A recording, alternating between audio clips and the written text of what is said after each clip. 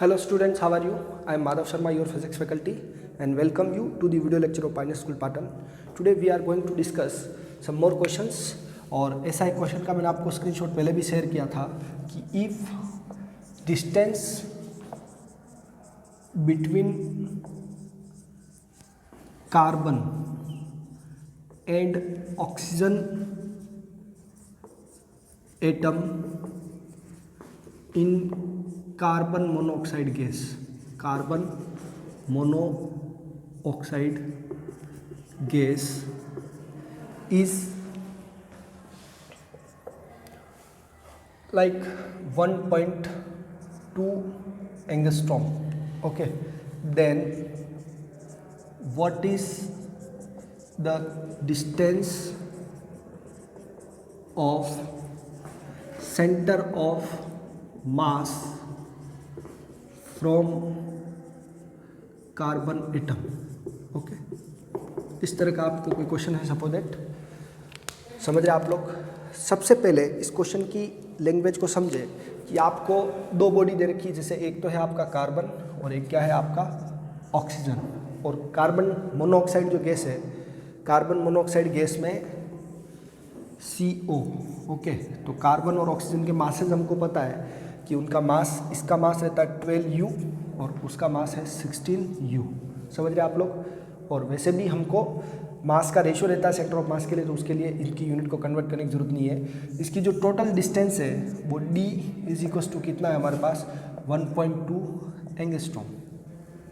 हमें ये निकालनी है x डिस्टेंस, जिस पर इसका क्या है, सेंटर ऑफ मास है।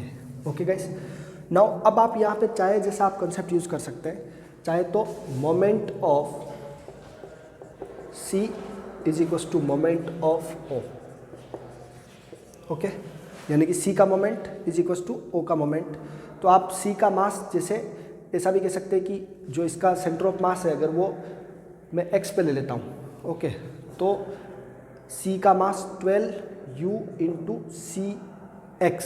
ओके, और इसका कितना 16U इंटू क्या बचा अपने पास, OX। ओके गाइस, अब हमें क्या चाहिए, उस x की वैल्यू चाहिए। अब देखिए 12U मल्टीप्लाई बाय x और 16U मल्टीप्लाई बाय क्या है आपका total distance D minus x, ये हमारे पास बचेगा। क्या बचेगा, D माइनस x, जिसको अपन 1.2 एंगस्ट्रॉम माइनस x कह सकते हैं। ओके, U से U आप कैंसिल कर दिया, वैसे भी कोई इसका इंपॉर्टेंस नहीं है। Okay, 12x is equal to 16 into D minus 16 into x। Okay guys, इसको उधर भेज देंगे हम लोग, और ये हो गया हमारे पास 12x plus 16x into 16D। Okay, ये हो गया x is equal to 16D by 12 plus 16। Okay, तो ये हमारे पास आ गया 16 डिवाइड बाय ये 28 है, और मल्टीप्लाई बाय D कितना, 1.2 एंगस्ट्रॉम। ओके गाइस, जो भी इसका आंसर आएगा वो इसका एंगस्ट्रॉम में आपको आंसर मिल जाएगा। 16 बाय 28 का जो आंसर है क्या है, 16 बाय 28 का आंसर 16 बाय 28, ये आपको मिलेगा कुछ 0.57 के आसपास, 0.57 एंगस्ट्रॉम। ओके गाइस, ये इससे आपको डिस्टेंस मिले। अब मैं इसका आपको शॉर्टकट दिखाता हूँ कि शॉर्टकट में कैसे इसको आपको सोल्व करना है। सो गाइस, आप पहले यहाँ पर एक करेक्शन है, उसको नोट कर लें। मैंने इसको 1.2 से मल्टीप्लाई नहीं किया था। ओके, 1.2 से मल्टीप्लाई नहीं किया था इसको, ये केवल 16 बाय 28 का ही आंसर था। ओके, तो उसको सोल्व करें पहले कि 16 बाय 28 का जो आंसर आ रहा है उसको 1.2 से मल्टीप्लाई करें अगर अपन, तो वो हमारे पास 0.69 एंगस्ट्रॉम के आसपास आएगा। ओके, ये आप करेक्ट कर ले इसको। अब ऐसे में आप ये ध्यान रखें कि जो अगर इसका आप लोग शॉर्टकट बनाना चाहें तो ऐसे भी बन सकता है कि जो हमें डिस्टेंस चाहिए फर्स्ट पार्टिकल से, जो डिस्टेंस चाहिए, तो total distance multiply by second particle क्या है, देखिए आप लोग, distance from first particle, distance of CM from first particle, ठीक है, is equals to total distance, ठीक है, total distance d multiply by mass of second divide by total mass m1 plus m2। समझ गए आप लोग? इस तरीके से आप लिख के डायरेक्ट इसको कर सकते हैं। क्या है? Distance of centre of mass from first particle से आपको डिस्टेंस चाहिए, तो टोटल जो उनके बीच की डिस्टेंस है वो d है, m2 divide by m1 plus m2। इस तरीके से आप लिख के उसको कर सकते हैं। ये उसको शॉर्ट में आप फॉर्मूला फ्रेम कर सकते हैं ऐसा। ओके, बाकी आप क्या है कि सेंटर ऑफ मास के अराउंड अगर कोई दो बॉडी है तो उनका मोमेंट आपस में क्या रहता है? इक्वल रहता है। इस कॉन्सेप्ट से भी आप कर सकते हैं। ओके गाइस, नेक्स्ट क्वेश्चन लेता हूँ मैं आपके लिए।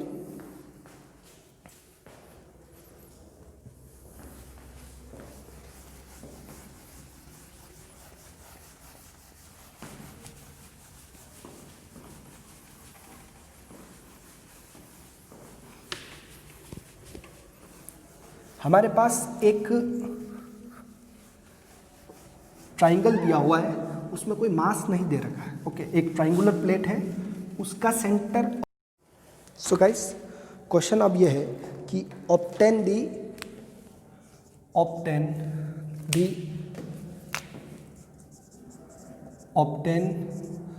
The coordinates of centre of mass for given triangular plate of uniform thickness। Okay, ये आपको एक ट्राइंगुलर प्लेट दे रखी है क्वेश्चन में, उसके लिए क्वेश्चन करना आपको। यस, इस ट्राइंगुलर प्लेट का जो एक्स वाई कोऑर्डिनेट जो है उसमें ये दे रखी है, इसको P लिखा है और इसको Q लिखा है, 0,0। ये आपकी ट्राइंगुलर प्लेट है। ओके गाइस, जैसा कि आपको यहाँ पर कोई सिस्टम ऑफ मासेज नहीं है, m1 m2 m3 नहीं है, पूरे पर डिस्ट्रीब्यूटेड है, तो हम जानते हैं कि ट्राइंगुलर प्लेट का सेंटर ऑफ मास उसकी मीडियन के इंटरसेक्शन के पॉइंट पे होगा। यानी कि यहाँ से अगर कोई मीडियन आएगी तो वो यहाँ रहेगी। ओके, समझ ले आप इसको वापस से कि अगर मैं मीडियन क्या करती है, अपोजिट साइड को हाफ करती है, तो ये हो गया आपका 0.5p, जो p का क्या हो गया हाफ, ये मीडियन आपकी यहाँ आएगी। ओके, अगर इधर से कोई मीडियन लेते तो वो यहाँ जाएगी, इसको हाफ करेगी, तो यहाँ जो कोऑर्डिनेट है वो क्या है आपका सेंट्रोइड है। क्या है? सेंट्रोइड। वही आपका क्या होगा? सेंटर ऑफ मास। क्या होगा? Centre of mass. Okay guys, अब बताइए कि एक्स एक्सिस पर जो पॉइंट है उसका वाई कोऑर्डिनेट क्या हुआ? 0। वाई कोऑर्डिनेट क्या हुआ? 0। तो इसके लिए आप कह सकते हैं 0.5p, 0 इसके कोऑर्डिनेट, और इसके कोऑर्डिनेट क्या हुए? इसका x कोऑर्डिनेट 0 है, तो 0,q। क्या हुआ? 0,q। ओके गाइस, नाउ हम जानते हैं कि जो सेंट्रोइड होता है वो किसी मीडियन को 2:1 में डिवाइड करता है। किस में करता है? 2:1 में। यहाँ आपके जो मास वाला फॉर्मूला था उससे आंसर नहीं आने वाला है, ज्योमेट्रिकल जो कॉन्सेप्ट है कोऑर्डिनेट ज्योमेट्री उससे आएगा। तो हम जानते हैं कि अगर हमारा ये कोई मीडियन है तो सेंट्रोइड जी जो है उसको 2:1 में डिवाइड करता है। तो एक फॉर्मूला है जिसको हमने कहा था सेक्शन फॉर्मूला, तो ये उसका जो रेशो है वो 2 है और ये रेशो कितना उसका 1 है। फर्स्ट वाले के कोऑर्डिनेट जो 2 की तरफ है उसके कोऑर्डिनेट है 0,q, और जो इस तरफ है उसके का कोऑर्डिनेट है 0.5p, 0। अब आप section formula by section formula हम जानते हैं कि अगर मुझे इसका कोऑर्डिनेट x, y है तो x इज इक्वल्स टू क्या होगा? m1 x2 plus m2 x1 divide by m1 plus m2, और y कोऑर्डिनेट क्या होगा? m1 y2 plus m2 y1 divide by m1 plus m2। Okay guys, तो इसका जो डिवाइड में क्या रहेगा? 3 रहेगा। अब m1 कितना है? मास उसका 0 है, 0 इंटू x2 कितना है? सॉरी, m1 उसका कितना है? सॉरी 2, और मल्टीप्लाई बाय x2 ये वाला लेना है, तो 1/2p। ओके, 0.5 को क्या लिखा? 1/2p प्लस m2 कितना है? 1 मल्टीप्लाई बाय x1 कितना हुआ उसका हमारे पास? 0। ओके, तो हम ये कह सकते हैं कि ये वाली टर्म तो क्या हो गई? पूरी 0 हो गई, तो आपके पास आंसर आ गया p/3। ओके गाइस, नाउ ये देखिए y is equals to m1 y2, m1 2 into y2 कितना है? 0। ओके, प्लस m2 कितना हमारा 1 मल्टीप्लाई बाय y1 कितना है q divide by 2 + 1 that is 3, तो ये q बाय 3। तो आप ये कह सकते हैं कि जो कोऑर्डिनेट है इसके वो सेंटर ऑफ मास के कितना है p/3 और q बाय 3। ओके, तो इसके सेंटर ऑफ मास के जो कोऑर्डिनेट है p बाय 3 और q बाय 3। ऐसे क्वेश्चन पहले भी शायद लिया होगा, वेरिएबल चेंज होगा यहाँ पर। Okay guys, now next question, इसका आप स्क्रीनशॉट ले लेवे।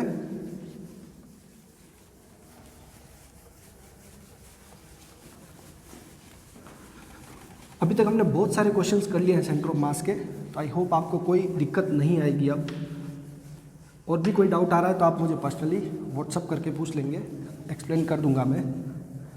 Next question,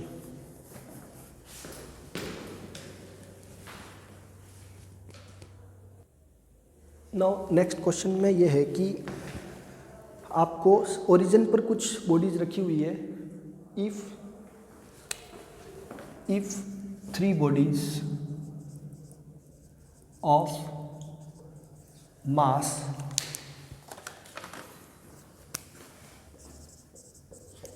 (1 kg, 2 kg and 3 kg are placed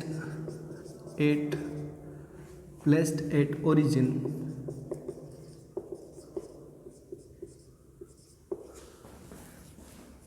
then where should the mass of 4 kg be placed so that its center of mass of the system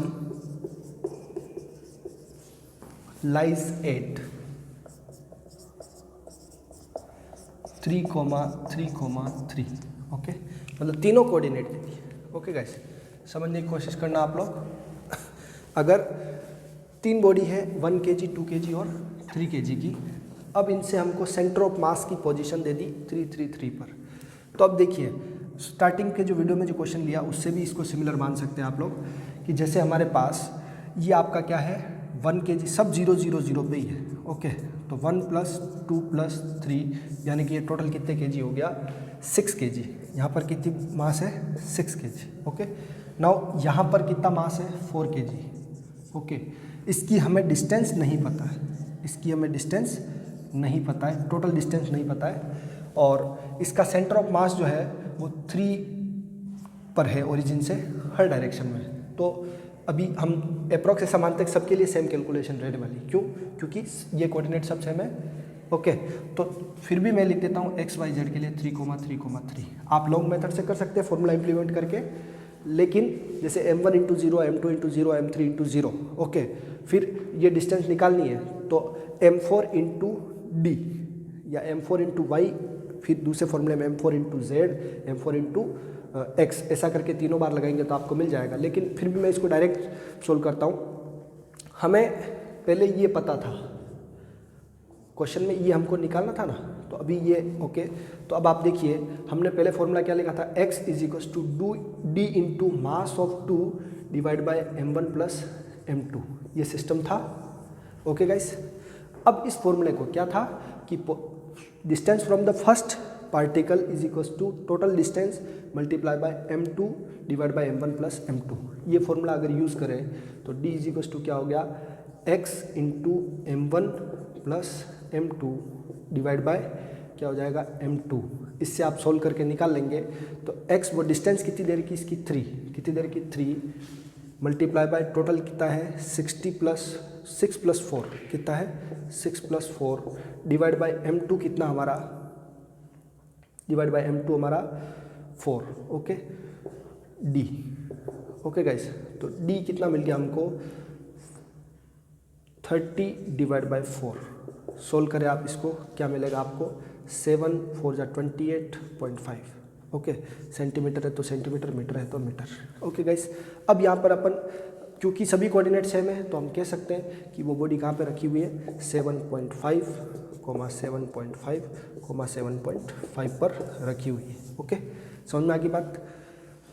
अगर ये coordinates different होंगे तो हम फिर इसको जहाँ पर ये x है वहाँ क्या आ जाएगा y, तो यहाँ पे भी dy आ जाएगा, यहाँ पर z है तो यहाँ dz आ जाएगा, अलग अलग डायरेक्शन में आ जाएगा। ओके गाइस, जो आपको उस फर्स्ट क्वेश्चन में जो शॉर्टकट लिखा था उसको आप यूज़ करके इसको फाइंड आउट कर सकते हैं। आई होप ये क्वेश्चन आपको समझ में आया होगा। Next question,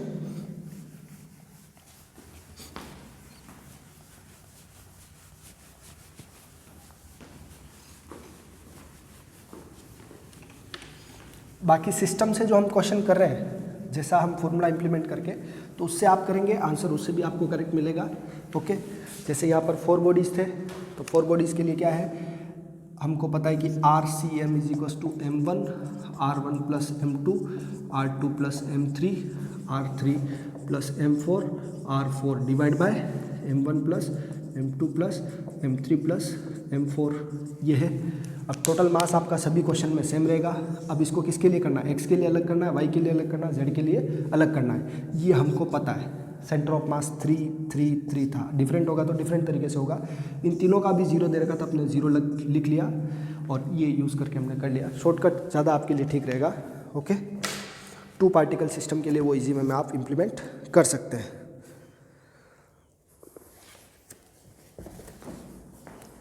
now going to the next question.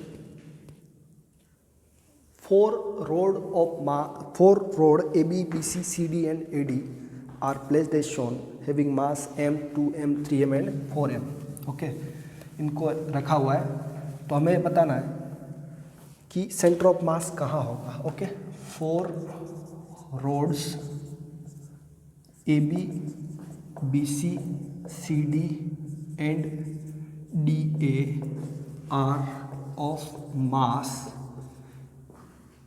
m, 2m, 3m and 4m respectively.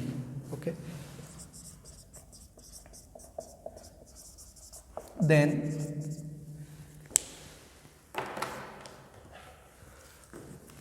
what is position of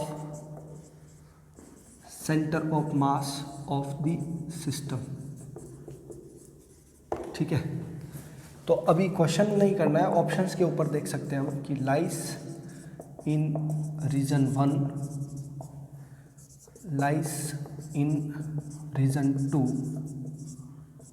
okay, lyase in reason 3 और लाइस इन रीजन 4। ओके, मतलब इसमें 1 2 3 4 ऐसे रीजन दे रखे आपको और वो आपको दे रखा है। या फिर ऑप्शन जो है इसको मैं चेंज कर देता हूँ कि लाइस 8O। ठीक है, ये आपको देखिए 4 रोड्स हैं, इस तरीके से डायग्राम दे रखा है इसमें। भले ही ये रोड आपको दिखने में आइडेंटिकल लग रही है, लेकिन AB CD इनका मास हमको गिवन है। ओके, समझ में आ रही बात। तो आप ये देखें ABCD। ओके, अब हमारे पास सबसे ज़्यादा मास किसका है, AD का। किसका मास है, AD का। ओके, और फिर उससे कम किसका है, CD का। ओके, अब हम इसके जो ब्लॉक्स हैं उनका नाम दे देते हैं। D के पास जो ब्लॉक है उसका नाम 1 है। ओके, फिर A के पास जो ब्लॉक है, C के पास है उसका 2 है, फिर 4 और फिर 3।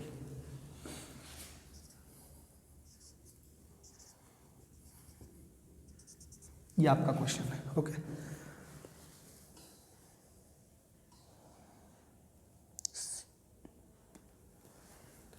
ठीक है। अब आप इस क्वेश्चन को कैसे सोल्व करें, मतलब सॉल्यूशन के लिए अगर आपको कहा जाए ये इसका क्या है, ये O है। Okay, now you may take the screenshot of this question. अब इसमें क्या पॉसिबिलिटीज़ है, मैंने क्या कहा, सेंटर ऑफ मास उस तरफ रहता है जिस तरफ हेवी मास होता है। ओके, तो देखिए AB जो है, AB और AD। ओके, AB और AD का अगर मास देखा जाए तो AB का मास m है और AD का मास कितना 4m है। ठीक है, और AD और CD का मास देखा जाए, किसका, AD और CD का मास, तो इनका टोटल 7 हो रहा है। कितना हो रहा है, 7। तो जिन जिन रोड से, जैसे हाफ रोड है तो उसका मास हाफ हो जाएगा। तो कुल मिला के अगर ये जो 1 है ना, आप देखें कि किस कॉर्नर को, ये जो है किस ब्लॉक को फ्रेम करने वाले बॉडी का मास ज़्यादा है। ओके, तो आप देखेंगे कि 3 और 4, यानी कि जिसका मास क्या है 3 है वो है CD, ओके, और जिसका मास 4 है वो क्या है, AD। तो क्योंकि ये हैवी रोड्स मिलके इस ब्लॉक को बना रही है, इसलिए हम कह सकते हैं कि सेंटर ऑफ मास इसमें लाई करेगा। मतलब जहाँ भी लाई करेगा, ओवरऑल सेंटर ऑफ मास लाई करने की पॉसिबिलिटी किस तरफ है, हैवी पोर्शन की तरफ है। So you will have the answer, centre of mass lies in region A. समझ में आ गया।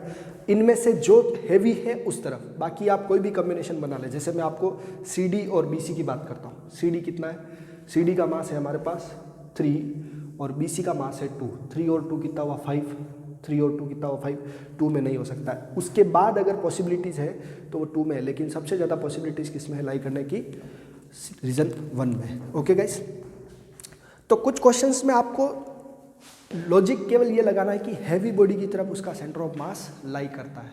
ओके, नेक्स्ट क्वेश्चन है कि a rod of uniform thickness is bent, a rod of uniform thickness of length 1 metre is bent from the mid at right angle. Okay, then what is the distance of centre of mass from its vertex. इसके vertex से उसके centre of मास की position क्या रहेगी। Okay, देखिए आप question को कि if a rod of uniform thickness of length 1 metre is bent at 90 degree from mid, okay, and then what is distance of its center of mass from the vertex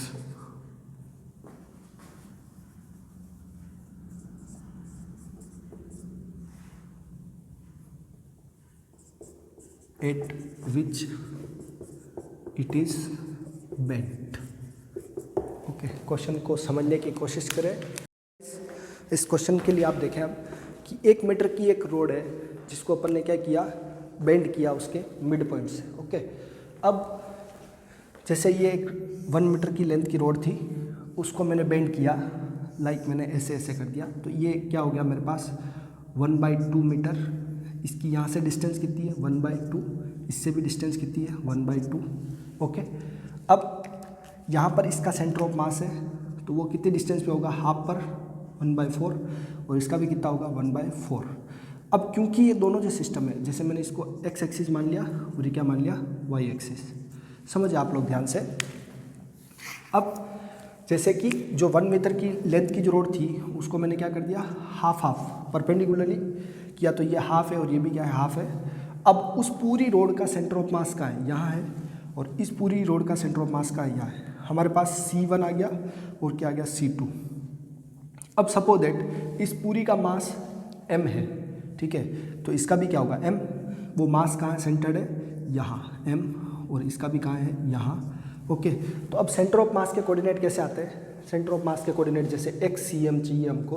okay, तो XCM क्या होता है, m1 x1 plus m2 x2 divide by m1 plus m2, यही formula है। और यही किसके लिए चलेगा, y के लिए।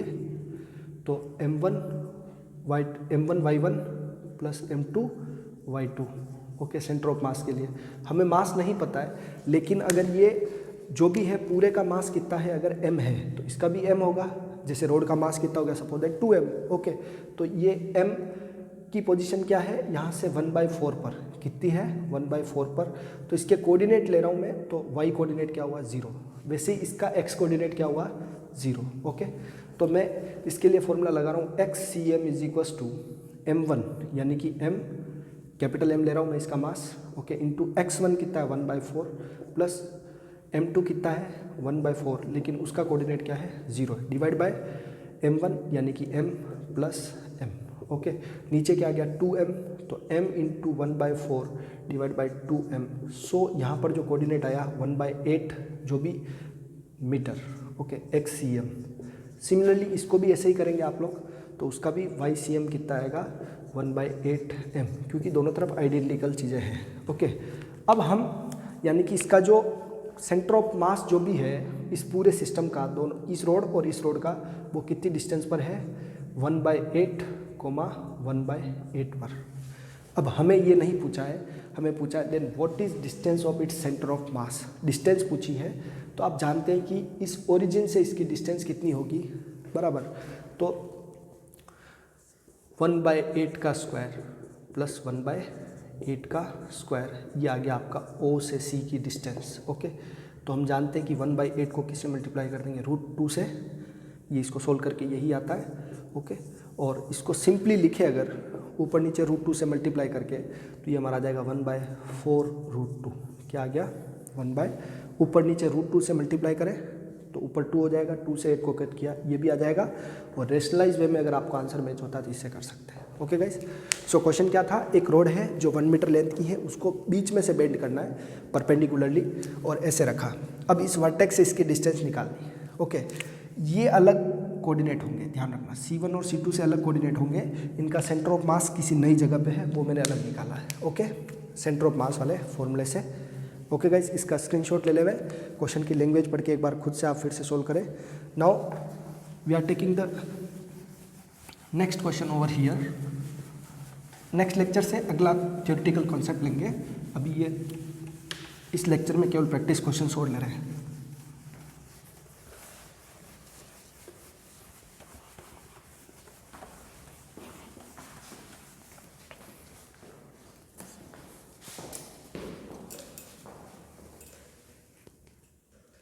पोर्शन रिमूव करने वाले बहुत सारे क्वेश्चंस हमने किए हैं, जैसे किसी पर्टिकुलर बॉडी से कुछ पोर्शन रिमूव करने के बाद में उसका सेंटर ऑफ मास क्या हो जाता है, उसका ये एक सर्कुलर डिस्क पर एक और क्वेश्चन ले रहा हूँ मैं, थोड़ा सा केवल वैल्यू डिफरेंट है कि if circular disc of diameter r is removed from the disk of radius r, okay, such that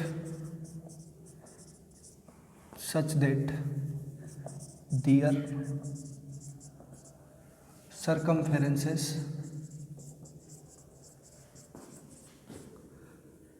coincides, touches each other.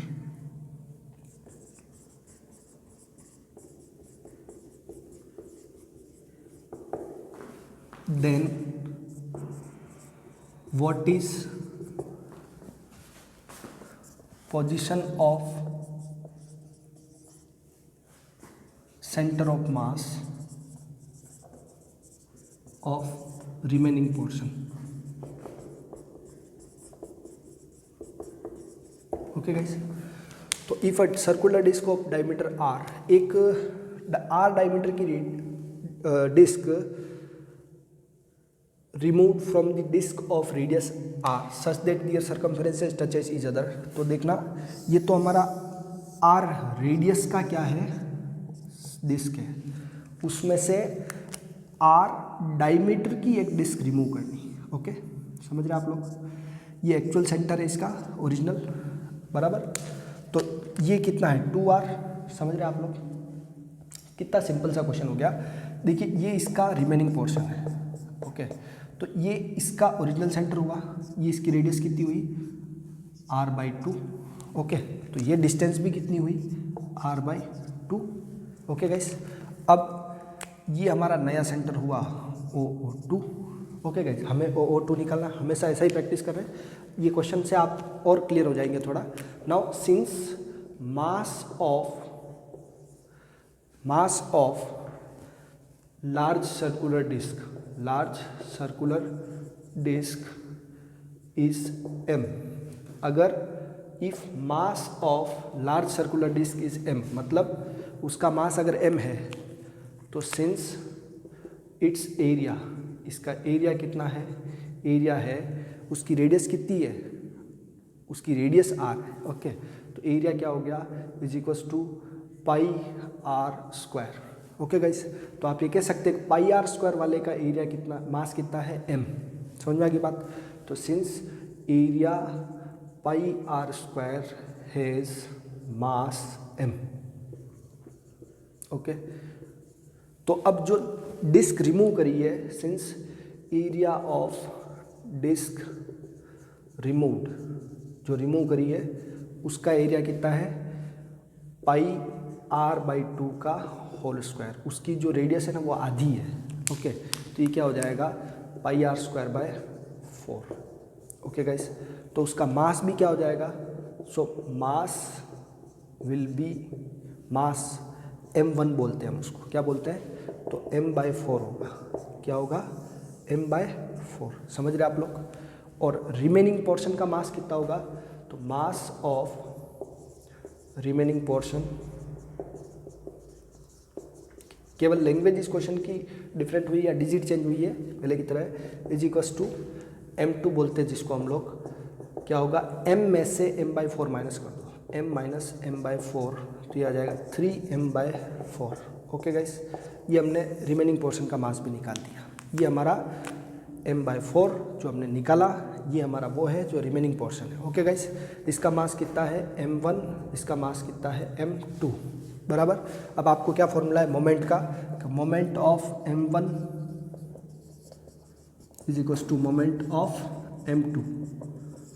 Okay guys, तो मोमेंट ऑफ m1 यानी कि m1 को मल्टीप्लाई करना है OO1 से और m2 को मल्टीप्लाई करना है OO2 से।